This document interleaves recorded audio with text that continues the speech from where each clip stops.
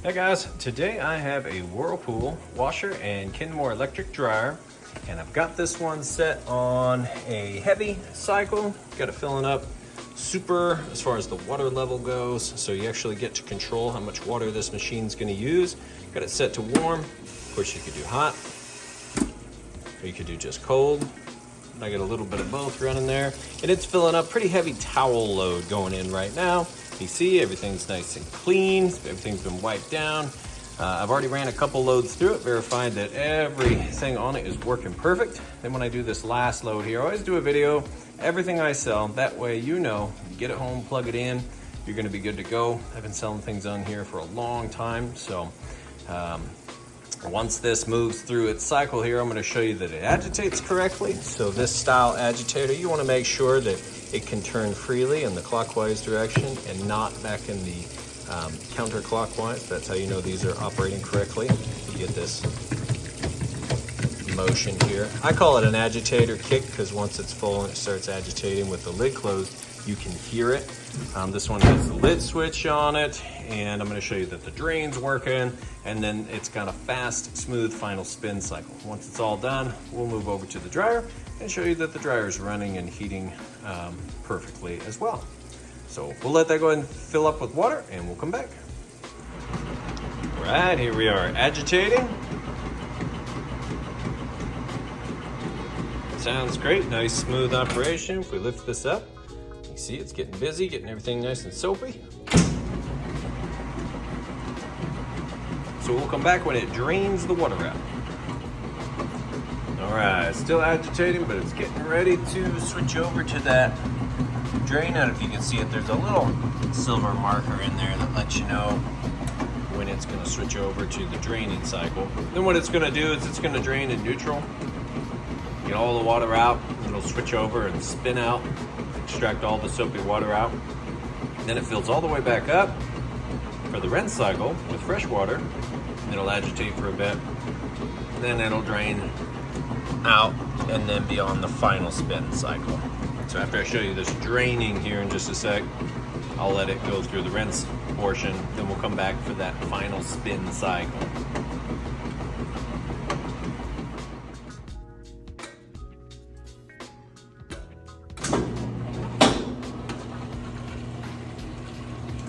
Goes, you can hear it draining nice and fast. The drain there.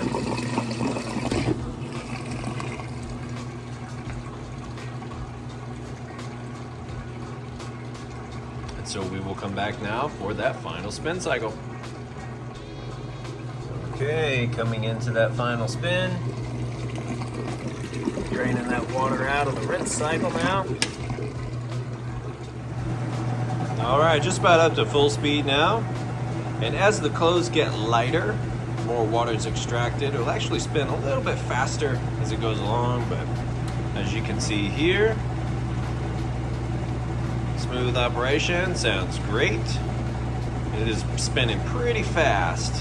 What I'm gonna do is I'm gonna lift the lid up and show you that it is spinning nice and fast and balanced. Of course, the lid lock or the lid switch is going to engage the safety feature. It'll shut it down pretty quick, but you'll be able to see that it is spinning nice and fast before it comes to a complete stop. So lift that up. There you go.